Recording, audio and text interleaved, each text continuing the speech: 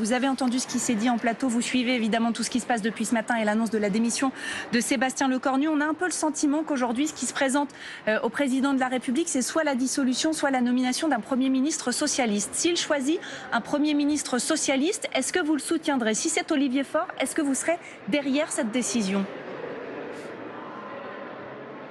Mais un Premier ministre socialiste, pour faire quoi? Pour mener quelle politique? Avec quelle majorité? C'est ça la véritable question qu'il faut poser. Et si Emmanuel Macron avait voulu nommer un gouvernement qui respecte le choix des élections, il l'aurait fait il y a maintenant plus d'un an. Je crois qu'il y a une solution que vous n'avez pas évoquée, qui est aujourd'hui à portée du président de la République et que nous demandons depuis des semaines, c'est la démission d'Emmanuel Macron. Et je reformule la demande aujourd'hui que le bureau de l'Assemblée se réunisse pour examiner notre motion de destitution du président de la République signée par plus de 103 députés. Parce que le responsable du chaos dans le pays, c'est Emmanuel Macron. 3 premiers ministres en moins d'un an. On a assisté hier à une scène absolument rocambolesque, c'est-à-dire un gouvernement qui tient quelques heures. Le pays, les Françaises et les Français méritent mieux que cette situation politique aberrante. Et nous demandons un retour aux urnes avec la démission du président de la République. Thomas Porte, vous vous réunissez normalement cet après-midi, me semble-t-il. En tout cas, c'est l'appel que Jean-Luc Mélenchon a lancé aux autres partis de gauche. C'est ça que vous comptez leur proposer, la démission d'Emmanuel Macron ? Oui, Jean-Luc Mélenchon a appelé à réunir les forces qui ont composé le nouveau Front populaire, qui est arrivé en tête aux dernières élections législatives, des forces politiques qui ont voté ensemble la semaine dernière sur les postes dans les commissions pour proposer, oui, dans l'hypothèse d'une possible et probable dissolution, un accord politique. Mais l'accord sur la table, c'est toujours celui du nouveau Front populaire. Et la France insoumise a toujours été fidèle à cet accord. Nous n'avons pas changé d'une ligne par rapport à ce programme-là.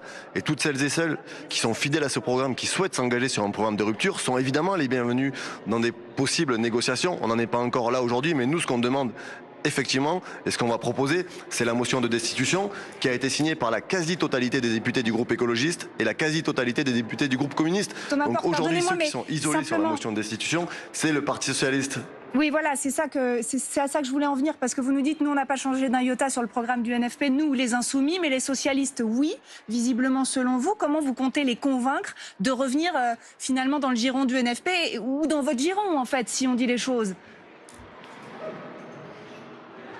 Non, je ne leur demande pas de revenir dans le giron de la France insoumise, je demande à ce qu'ils soient fidèles au programme sur lequel ils ont été élus. Si aujourd'hui il y a des députés socialistes qui siègent dans l'hémicycle, comme des députés communistes, insoumis et écologistes, c'est parce qu'ils ont été élus sur un programme, celui du nouveau Front populaire. Et je crois que c'est ce programme qui aujourd'hui doit nous rassembler, qui est arrivé en tête lors des dernières élections. Et c'est ça la base d'un possible accord électoral pour les prochaines élections législatives, voire pour les élections présidentielles. Nous n'avons jamais fermé la porte au nouveau Front populaire. Nous avons dit une chose, cet accord se fera sur la base du programme sur lequel on a été élu. Il n'est pas question de renier notre parole ou de ne pas respecter l'accord et la confiance que nous donnons des milliers et des millions d'électeurs à travers le pays. Thomas Porte, vous êtes toujours sur l'idée donc de destituer le président par une procédure de l'article 68 de notre Constitution, mais c'est une procédure extrêmement verrouillée en cas de haute trahison, en cas de faute grave pour la République qui serait commise par Emmanuel Macron. C'est une procédure sur laquelle vous n'auriez sans doute pas de majorité, car tout est très verrouillé. Il faut une large majorité du bureau de l'Assemblée nationale, puis des commissions qui prévoient d'être consultées à ce moment-là.